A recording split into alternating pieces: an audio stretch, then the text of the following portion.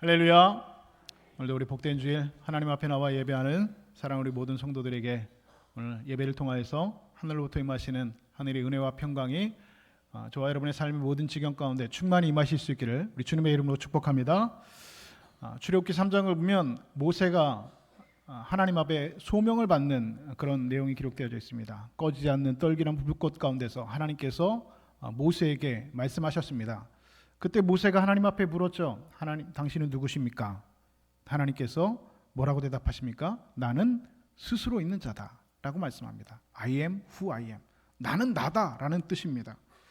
여러분, 나는 스스로 있는 자다라고 하는 이 말씀은 시간과 공간을 초월해서 하나님은 영원부터 영원까지 존재하는 분이다 라고 하는 말씀의 의미가 되어집니다. 신약성경 요한계시록은 보다 더 자세하게 하나님에 대해서 이렇게 말씀하고 있습니다. 요한계시록 1장 8절 말씀입니다.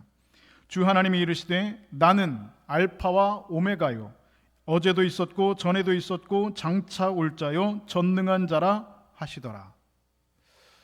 무슨 말씀입니까? 주님께서는 과거와 현재와 미래에 동시에 계시다라고 하는 말씀입니다. 그래서 우리가 보고 있는 계시록 1장 8절의 말씀은 문법적으로 전혀 구조가 맞지 않는 말씀입니다. 과거와 현재와 미래에 동시에 계시는, 전에도 계셨고 이제도 계시고 앞으로도 계실 분, 장차 오실 분, 시제적으로 이런 문법적으로 전혀 맞지 않는 문장으로 하나님은 스스로를 이렇게 소개하고 계십니다. 그분께서는 이렇게 과거도 없고 미래도 없습니다. 언제나 영원한 현재뿐입니다. 영원한 현재, 여러분 우리가 이해할 수 있는 개념이 아니죠. 하나님이 이렇게 우리가 도저히 이해할 수 없는 시공간 안에 계신 분이고, 그리고 우리가 도저히 알 수도 없는 다른 차원에 계신 초월적인 존재이십니다. 이렇게 완전하신 분이시고 하나님은 초월적인 분이시고 부족한 것이 없는 완전하신 분입니다. 그런데 그런 하나님께서 우리 인간을 창조하셨다는 것이죠. 그렇다면 하나님께서 굳이 왜 우리 인간을 창조하셨을까라고 하는 질문입니다. 부족함이 없으신 분인데 모든 것이 다 그분의 것이고 만유의 주가 되시고 만왕의 왕이 되시고 모든 것을 초월하시는, 시간을 초월하시고 공간을 초월하신 그 영원하신 그 모든 것을 가지신 천지만물을 창조하신 하나님께서 굳이 인간을 창조할 만한 목적이 있느냐라고 합니다. 인간을 창조할 필요가 있느냐라고 하는 질문이죠. 왜 하나님께서는 우리 인간을 창조하셨을까요? 하나님을 우리 인간이 도와주기 위해서, 돕기 위해서 우리 인간을 하나님께서 창조하셨을까? 하나님께서 미처 하실 수 없는 일을 우리에게 대신 맡기시기 위해서 하나님께서 우리 인간을 창조하셨을까? 그렇지 않습니다. 하나님께서는 자신의 영광을 위해서 우리 인간을 창조하셨습니다. 자신의 기쁨을 위해서 우리 인간을 창조하셨습니다. 그래서 저와 여러분이 믿는 기독교 신앙의 내용을 요약한 소요리 문답의 첫 번째 질문은 이렇게 우리에게 묻고 있습니다. 사람의 제일 되는 목적은 무엇입니까? 사람의 제일 되는 목적은 무엇입니까? 이렇게 묻는다는 것이죠. 거기에 답이 이렇게 나와 있습니다. 사람의 제일 되는 목적은 하나님을 영화롭게 하고 영원토록 그를 즐거워하는 것입니다 라는 것이 답입니다. 여러분 이렇게 처음 듣는 표정으로 저를 바라보시면 안 됩니다.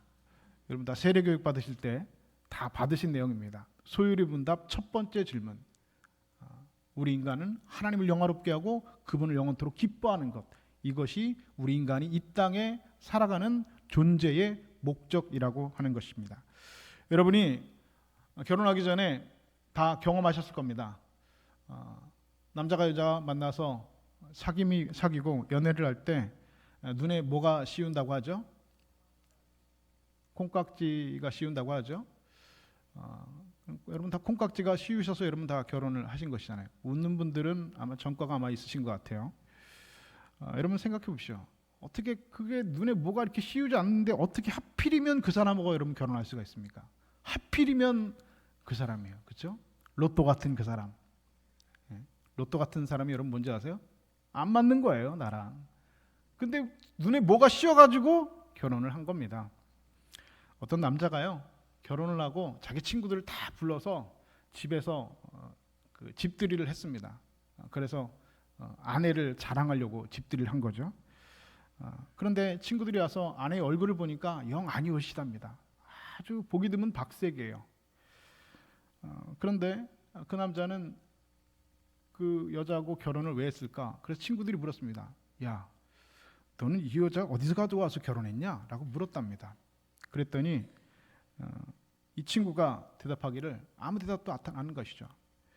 왜냐하면 친구들이 아무리 봐도 이 와이프를 아무리 좋게 봐도 이 얼굴이 영 그 이쁜 얼굴하고는 거리가 멀다는 것이죠. 뭐가 좋아서 결혼했냐라고 물으니까 아무 말도 대답 안 합니다. 그러더니 갑자기 친구가 지금이야 지금 보라고 하면서 딱 보랍니다. 보니까 친구들이 일제히 딱 쳐다보니까 돌아서서 나가는 뒷모습이 예쁘더랍니다. 뒷모습이 반해가지고 그 여자랑 결혼을 했다는 것이죠. 여러분은 모두 다 그 병에 걸려서 결혼을 했습니다. 그때는 그 남자 집안에 돈이 얼마나 있는지, 그 남자가 어떤지 그런 건 아주도 중요하지 않습니다. 여자가 음식을 잘하는지 뭘 어떤지 중요하지 않습니다. 그냥 아무것도 상관하지 않습니다. 그냥 좋은 겁니다. 그냥 얼굴만 보면 기쁜 겁니다. 그냥 사랑스러운 겁니다. 여러분, 그것이 바로 즐거워하고 기뻐하는 겁니다. 하나님을 이렇게 즐거워하고 이렇게 기뻐하라 라고 하는 겁니다. 하나님께서 나에게 무엇을 주시면 기뻐하고 안 주시면 토라지고 삐지고 하지 말고 그분 자체를, 하나님 그분 자체를 즐거워하고 기뻐하는 것입니다. 다니엘과 세 친구가 바벨론 왕에게 절을 하라는 명령을 받았습니다. 바벨론 왕은 신이니까 그에게 모두 다 절하라. 그러자 다니엘과 그 세 친구가 단호하게 거절하죠. 우리는 하나님 외에는 어떤 신에게도 절할 수 없다. 우리는 하나님을 부인할 수 없다. 그럼 너희를 저 뜨거운 풀무불에 넣을 것이다. 그러자 다니엘과 세 친구가 뭐라고 말합니까? 우리가 믿는 하나님이 저 극렬한 풀무불 가운데서 우리를 건져내실 것이다. 그러나 그리 아니하실지라도 우리는 왕에게 절하지 않을 것입니다 라고 대답했다는 거죠. 이것이 여러분 하나님을 영화롭게 하는 겁니다. 이것이 하나님을 즐거워하는 겁니다. 그런데 하나님께서 이렇게 영광 받으시기 위해서 우리 인간을 지으셨지만 우리 인간은 하나님을 배반했습니다. 창세기 보면 사탄이 인간을 유혹할 때 이렇게 유혹했다고 합니다. 너희도 얼마든지 하나님처럼 높아질 수 있다. 너희도 이 선악과를 먹으면 하나님을 젖히고 그 자리에 올라갈 수 있다라고 우리 인간을 유혹했습니다. 이 사탄의 유혹에 넘어가서 인간은 하나님을 배반해버렸습니다. 다시 말해서 우리 인간의 존재의 목적, 하나님을 영화롭게 하는 그 목적을 완전히 상실해버린 겁니다. 그 결과가 무엇입니까? 죄 가운데서 내버림을 당하는 겁니다. 요단 동편으로 쫓겨나는 겁니다. 하나님의 그 구원하심과 하나님의 은혜 밖으로 던져지는 겁니다. 그래서 로마서 1장 28절은 그 내용을 이렇게 기록합니다. 그들이 마음에 하나님 두기를 싫어하며 하나님이 그들을 그 상실한 마음대로 내버려 두사 합당하지 못한 일을 하게 하셨으니.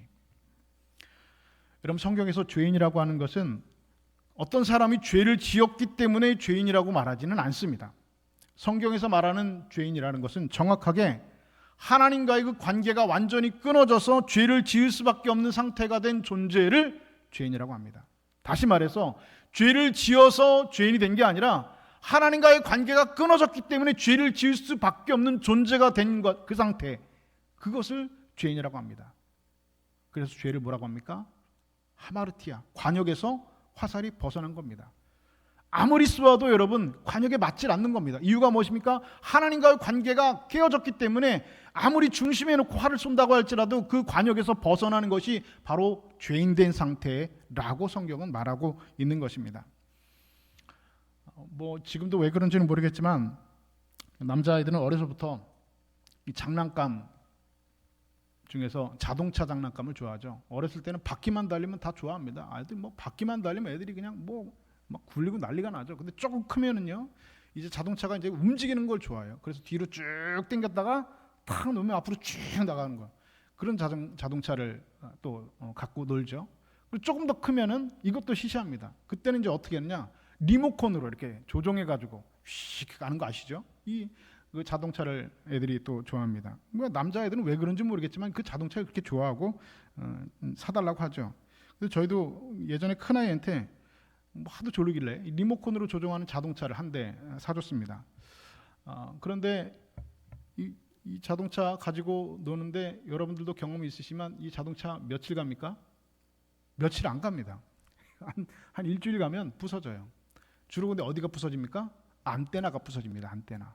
근데 안테나가 부서지고 고장난 자동차는 어떻게 다닙니까? 제 멋대로 다닙니다.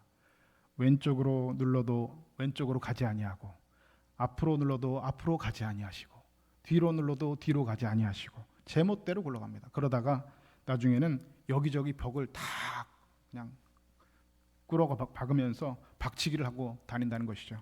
이것이 바로 하나님과의 관계가 끊어진 죄인의 모습, 그 상태를 말하는 것입니다. 예전에는 하나님과 안테나로 높이 세워서 잘 연결되어 있었는데, 하나님의 뜻을 그래서 내가 깨달을 수 있었는데, 안테나가 잘 연결되어서 하나님과의 관계가 잘 소통되고 있었는데, 이 관계가 끊어지고 나니까 그 다음부터는 하나님의 뜻을 알지 못합니다. 왼쪽으로 눌러도 왼쪽으로 가지 아니하고, 오른쪽으로 눌러도 오른쪽으로 가지 아니합니다. 자기 마음대로 여기저기 벽을 다 박으면서 돌아다니는 것이죠. 그렇게 제멋대로 가는 존재가 바로 죄인이라고 하는 것입니다. 어떤 사람들은 그래서 자기 마음대로 사는 것이 행복이라고 생각하는 분들이 있습니다. 내 마음대로 내가 먹고 싶은 거 먹고, 내가 가고 싶은 데 가고, 내가 하고 싶은 거 하고, 내 마음대로 내 뜻대로 내가 하고 싶은 거 다 하고 사는 게 행복이라고 생각하고 착각하고 사는 분들이 꽤 계신 것 같습니다. 아마도 여기 계신 분들 중에서도 행복은 경제적 자유를 누리는 것이다, 그래서 돈을 많이 벌어놓고 은퇴를 하고 내 마음대로 놀러 다니고 내가 하고 싶은 거 먹고 싶은 것 내가 하고 싶은 거 다 하고 사는 게 인생에 정말 행복한 것이 아닌가라고 생각하고 계신 분들이 혹 계신지 모르겠습니다. 그러나 그것은 대단한 착각입니다. 내 마음대로 사는 것은 여러분 행복이 아니라 여러분 하나님의 무서운 벌이 되어집니다. 왜냐하면 인간은 그냥 내버려두면 결코 선한 길로, 결코 옳은 길로 가는 존재가 아니기 때문에 그렇습니다. 다시 말해서 내가 하고 싶은 대로 내가 원하는 길대로 그냥 가면은 여러분 결코 그 길은 원하는 길, 선한 길, 옳은 길이 결코 아니라라고 하는 것이죠. 아이를 키워보신 분 다 아시겠지만 애들이요 가르칠 때 나쁜 걸 먼저 배웁니까? 좋은 걸 먼저 배웁니까? 좋은 걸 먼저 배워요? 나쁜 걸 먼저 배워요? 나쁜 걸 먼저 배워요. 아니 나쁜 거는 가르치지도 않았는데 어디서 욕을 배워갖고 와가지고 집에 와가지고 막 욕을 하고 그래요. 어디서 가르치지도 않았는데 와가지고 막 뭐 이상한 짓을 하고 그래요. 나쁜 짓은 가르치지도 않았는데 잘합니다.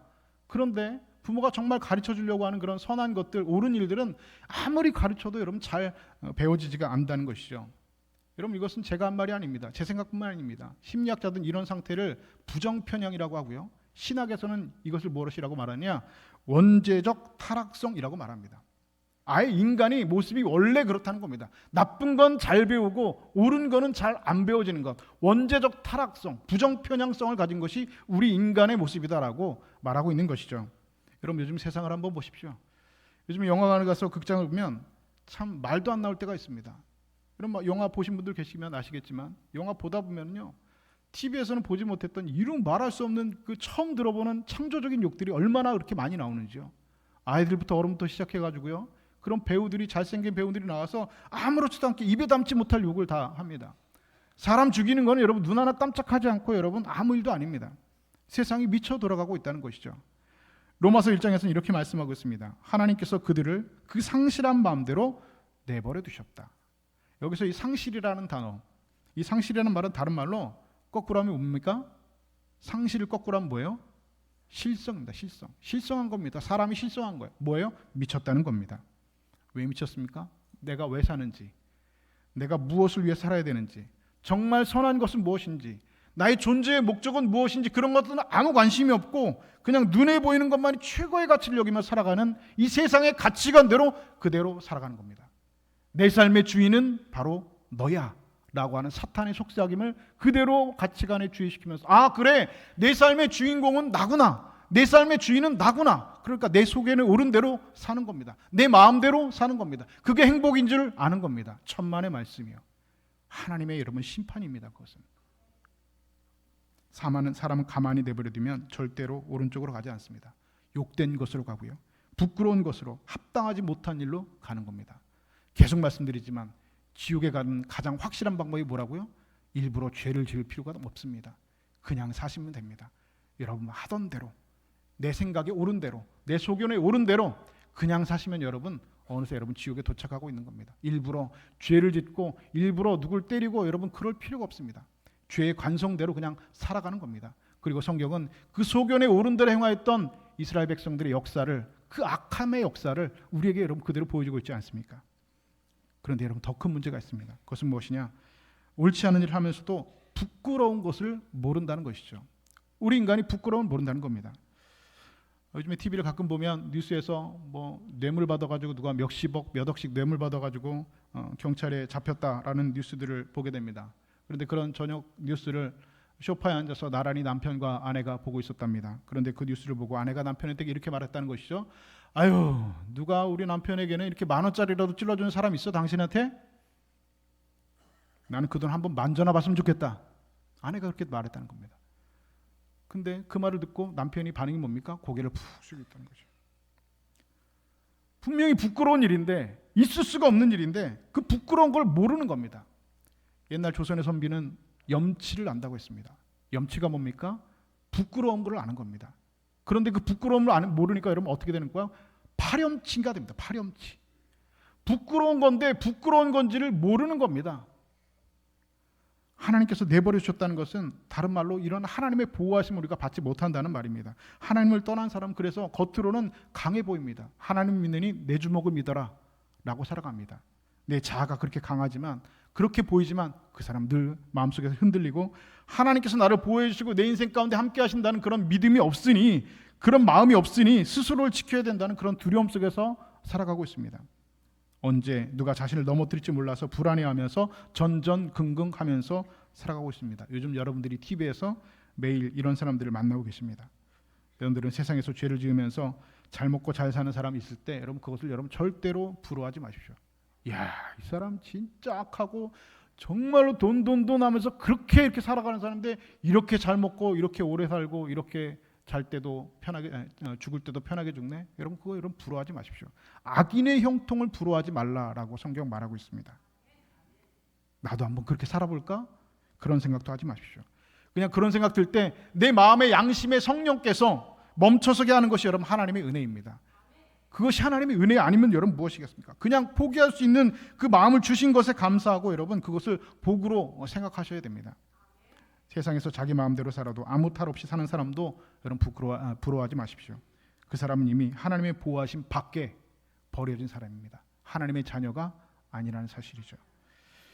이렇게 죄 가운데 버려진 인생의 마지막 결론은 성경은 이렇게 말합니다. 계시록 20장 14절 말씀은 이렇게 말씀합니다. 각 사람이 자기의 행위대로 심판을 받고 사망과 음부도 불모에 던져지니 이것은 둘째 사망 곧 불못이라.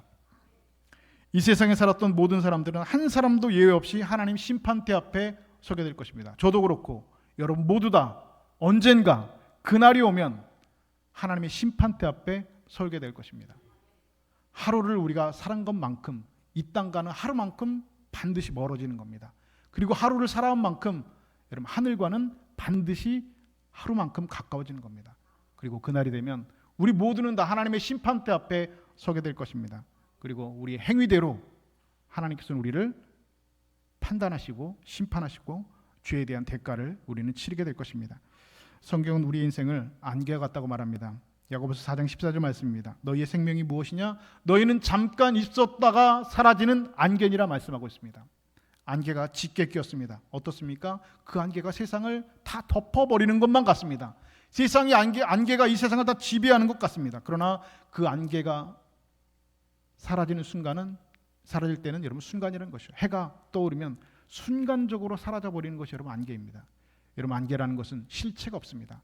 한 도시를 완전히 뒤엎고 있는 안개, 그 수많은 이 물 수증기가 다 모아놓으면 여러분 물 한 동이밖에 안 된다는 겁니다. 실체가 없습니다. 그런데 그것 때문에 우리 세상이 안개를 다 덮고 있는데, 없어지는 안개와 같은 인생인데 우리는 여러분 오늘 우리 어떻게 살고 있습니까? 언제까지나 우리가 젊게 살 것 같고 언제까지나 내 마음대로 할 수 있을 것 같지만 어느 날 거울을 들여다보면 돌아가신 여러분 부모님 얼굴이 거울 속에 여러분 보이지 않습니까? 여러분 우리 인생은 잠깐입니다. 안개와 같은 그런 인생입니다. 살과 같이 빠른 인생입니다.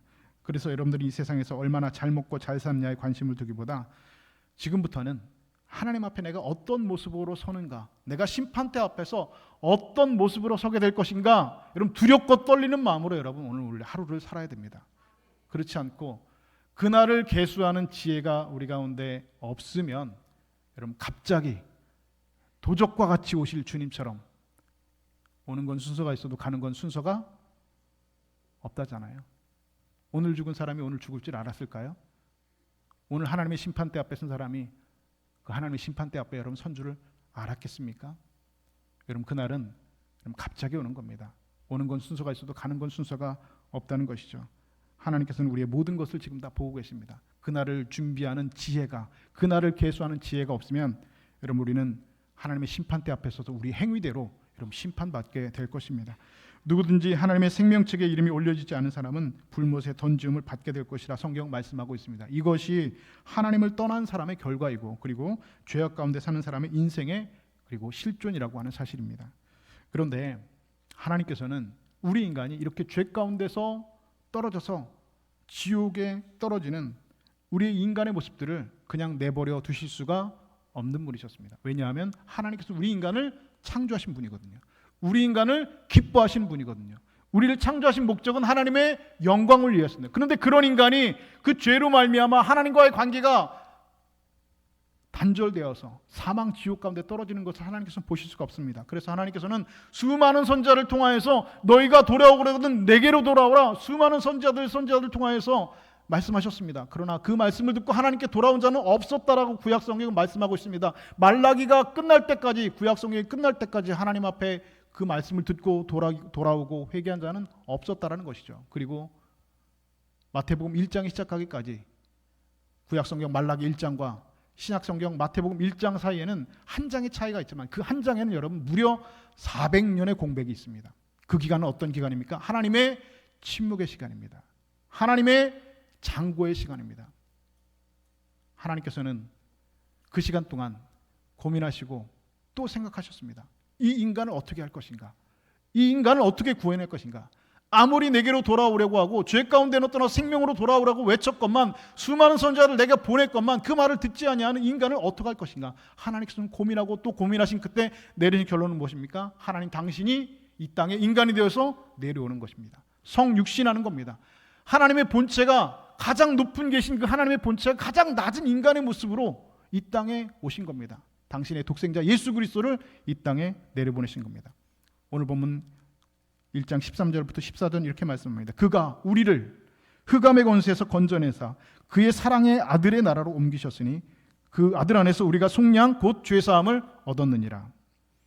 여기서 여러분 속량이라고 하는 단어의 뜻은 헬라어로 아폴로트루시스라고 하는 단어인데요. 이 단어의 뜻은 이렇습니다. 포로의 몸값을 지불하고 풀어주다라는 뜻을 가지고 있습니다. 그러니까 이 속량이라는 단어는 포로의 몸값을 지불하고 풀어준다는 겁니다. 몸값 뭡니까? 랜섬이죠. 포로의 그 몸값, 랜섬을 가지고 포로를 풀어준다는 겁니다. 여러분 그래서 내가 하나님을 찾아서 우리가 구원받은 것이 결코 아닙니다. 내가 하나님을 멀리 떠나 있을 때, 내가 하나님과 원수 되었을 때, 내가 어둠 속에서 살아갔을 때, 내가 죄 가운데 빠져서 하나님과의 관계가 완전히 박살이 났을 때 하나님께서 나를 위해서 독생자 예수 그리스도를 이 땅에 보내서 십자가에 달려 죽게 하심으로 내가 내 몸값을 지불하고 내가 너를 구원하겠다 하나님께서 일방적으로 우리 가운데 선포하신 겁니다. 여러분 이것이 오늘 우리가 믿고 있는 복음입니다.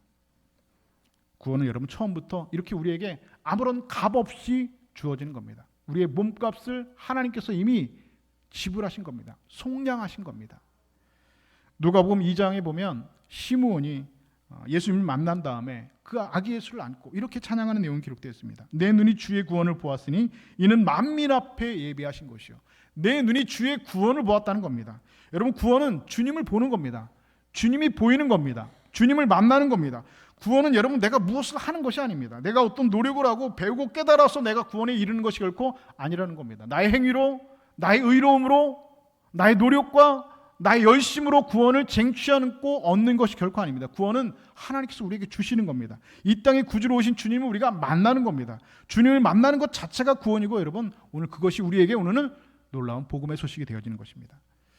이사야서 53장 우리에게 말씀하고 있죠. 그가 찔림은 우리의 허물 때문이요 그가 상함은 우리의 죄악 때문이라. 그가 징계를 받음으로 우리가 평화를 누리고 그가 채찍에 맞음으로 우리가 나음을 입었도다. 구원은 우리가 무엇을 깨닫고 결단하는 것이 아니라 예수님이 채찍에 맞아서 내가 죄사함 받는 겁니다. 그가 징계를 받아서 내가 평화를 누리는 겁니다. 그가 찔림으로 내가 나음을 얻고 구원을 얻는 겁니다. 그래서 이 구원의 주도권은 여러분 내가 갖고 있는 것이 아닙니다. 어떻게 해서 내가 구원을 받을 수 있는가? 불가능한 일입니다. 무엇을 해서 여러분 우리가 구원받겠습니까? 여러분 무슨 노력으로 무슨 의로움으로 우리가 구원을 받겠습니까? 여러분 우리가 무슨 의로움으로 감히 여러분 십자가 앞에 얼굴을 여러분 들고 서겠습니까? 하나님 얼굴을 보면 여러분 죽는 겁니다. 이 세상에 하나님의 얼굴을 본 사람은 아무도 없습니다. 그래서 여러분 이사야가 하나님의 얼굴을 봤을 때 여러분 뭐라고 했습니까? 오호라 내가 죽게 되었도다 했지 않았습니까? 우리가 어떻게 여러분 하나님 얼굴 앞에 서겠습니까? 감히 어떻게 우리가 십자가 앞에 여러분 얼굴을 들고 여러분 설 수 있겠습니까? 어떻게 우리가 구원을 일으킬 수 있겠습니까? 불가능한 일입니다. 구원의 주도권은 하나님께서 가지고 계십니다. 하나님께서 나를 그냥 불러주신 겁니다. 하나님께서 나를 그냥 구원해 주신 겁니다. 그래서 우리가 부르는 찬송이 있죠. 나 같은 죄인 살리신 Amazing Grace, 놀라운 사랑 아니겠습니까? 어떻게 나와 같은 죄인이 나처럼 자격 없는 사람을 하나님께서 불러주셔서 조건 없이 부으신 그 은혜와 사랑을 여러분 그래서 우리가 찬양하지 않습니까? 하늘을 두루마리 삼고 바다를 먹물 삼아도 그 사랑을 다 기록할 수 없다라고 우리가 여러분 찬양하지 않습니까? 여러분 맞는 말씀이죠. 어떻게 여러분 하늘을 두루마리 삼고 바다를 먹물 삼아도 우리에게 주신 그 하나님의 사랑을 여러분 다 기록할 수 있겠습니까? 여러분 우리가 믿음 생활을 그래서 율법적으로 하면 안 됩니다. 내가 무엇을 깨닫고 무엇을 지키고 내가 그래서 보다 나은 신앙인이 되고 내가 결국 구원이 얻는다, 그런 것은 여러분 세상에 존재하지 않습니다. 구원은 주님 만나는 것이고 그분이 나를 위해서 하신 일을 믿음으로 받아들이는 겁니다. 그래서 그것을 우리는 복음이라고 말하는 겁니다. 계속해서 보면은 우리를 위해서 십자가 지신 그분이 어떤 분인가 말씀하고 있는데요. 15절 말씀 이렇게 기록합니다. 그는 보이지 않는 하나님의 형상이요 그의 모든 피조물보다 먼저 나신 이시니 말씀하고 있습니다. 보이지 않는 형상이라고 말하겠습니다. 여기서 형상이란 말은 헬라어로 에이콘이란 말인데 그 에이콘이란 말이 오늘날 영어로 아이콘이란 말로 변화되었죠. 여러분 컴퓨터를 켜면 이 윈도우 바탕화면에 보면은 프로그램이 바로 보이는 것이 아닙니다. 그 안에 아이콘들이 있죠. 그 아이콘을 클릭해서 들어가면 그 프로그램이 이제 실행이 되는 거고 그 안에 무슨 내용이 있는지 알 수가 있는 것입니다. 마찬가지로 예수님이 아이콘이 된다는 겁니다. 형상이 되어서 하나님을 알 수 없는데 하나님 눈에 보이지 않는데 우리가 예수님이라고 하는 아이콘을 통해서 하나님이 어떤 분인지 보이지 않는 하나님이 어떤 분인지 우리가 알게 된다는 겁니다. 우리가 무엇을 그분이 행하셨는지 우리에게 원하는 것이 무엇인가를 그 아이콘이 된 하나님의 형상인 예수 그리스도를 통해서 알 수 있다는 것이죠. 뿐만 아니라 모든 피조물보다 먼저 나신 이라 말씀하고 있습니다. 일반적으로 여러분 생각할 때 한 사람의 존재의 시작은 그 사람이 태어날 때부터라고 우리는 생각을 하죠. 그래서 예수님의 존재의 시작도 성탄절부터라고 우리는 생각하는 경우가 있습니다. 그러나 예수님은 이 세상에 태어나신 그 순간부터 존재를 시작하신 분이 결코 아닙니다. 그분은 본래 하나님이셨습니다. 그는 하나님의 근본 본체이셨습니다. 예수님은 태초부터 존재하신 분입니다. 천지 만물을 창조하신 모든 과정 가운데 성부, 성자, 성령께서 함께 동역하셨다라고 성경은 분명히 기록하고 있습니다. 그분은 태초부터 존재하신 분이셨습니다. 그래서 오늘 본문 16절에 이렇게 말씀하고 있습니다. 만물이 그에게서 창조되되 하늘과 땅에 보이는 것들과 보이지 않는 것들과 혹은 왕권들이나 주권자들이나 통치자들이나 권세자들이나 만물이 다 그로 말미암고 그를 위하여 창조되었고 또한 그가 만물보다 먼저 계시고 만물이 그 안에 함께 섰느니라. 할렐루야. 태초부터 예수님께서는 본체 대신 하나님의 본체 대신 예수님께서는 태초부터 존재하신 분이셨습니다. 이런 하나님께서 인간의 몸을 입고 가장 낮은 자의 모습으로 이 땅에 태어나셨습니다. 이유가 무엇입니까? 오늘 본문 20절은 그 이유를 우리에게 명확하게 이렇게 말씀하고 있습니다. 그의 십자가의 피로 화평을 이루사 만물 곧 땅에 있는 것들이나 하늘에 있는 것들이 그로 말미암아 자기와 화목하게 되기를 기뻐함이라. 우리로 하여금 하나님과 화목하게 하기 위해서 인간의 몸을 입고 이 땅에 태어나서 십자가를 지셨다라고 우리에게 말씀하고 있는 것이죠. 우리 인간은 죄로 말미암아 하나님과의 관계가 단절되었습니다. 하나님과 연결되어 있던 그 안테나가 완전히 끊어졌습니다. 그런데 예수 그리스도께서 육체의 몸을 입고 이 땅에 성육신하셔서 오심으로 십자가의 죽으심으로 말미암아 이 끊어졌던 관계를 다시 이으시고 하나님과 원수된 관계를, 우리가 죄인 되어서 하나님과 원수된 관계를, 우리의 태생적 원죄적 죄악으로 인해서 하나님과 관계가 끊어진 이 관계를 하나님께서 다시 이어주시고 다시 회복하시고 다시 화목의 관계로 이어주셨다 말씀하고 있는 것입니다. 여러분, 하나님께서 피로 이루신 이 화목의 은혜를 우리가 붙들어야 될 이유가 바로 여기에 있습니다. 여러분의 모든 판단과 선택의 중심이 여러분 그래서 내 기쁨이 아니라 하나님의 영광이 되는가에 여러분 두어야 합니다. 그것이 바로 화목의 은혜에 응답하며 사는 겁니다. 어떤 일이라든지 이것이 과연 하나님의 영광을 위한 것인가, 이것이 하나님의 기쁘시게 하는 일인가를 우리가 먼저 살펴야 됩니다. 나를 기쁘게 하는 것이 아니라 하나님을 기쁘게 하는가, 나의 영광을 위해 아니라 하나님의 영광이 되는가, 여러분 그것을 선택하는 것이 그 화목의 은혜에 응답하는 겁니다.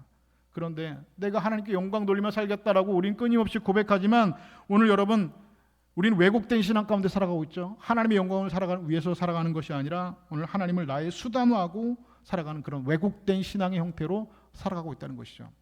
그래서 팀 켈러라고 하는 목사님은 이런 책을 썼습니다. 그 책의 제목은 무엇입니까? 내가 만든 신입니다. 내가 만든 신. 오늘날 그리스도인들이 스스로 만든 신이 있답니다. 그 신은 하나님이 아닙니다. 내가 만든 또 하나의 우상에 불과하다는 것이죠.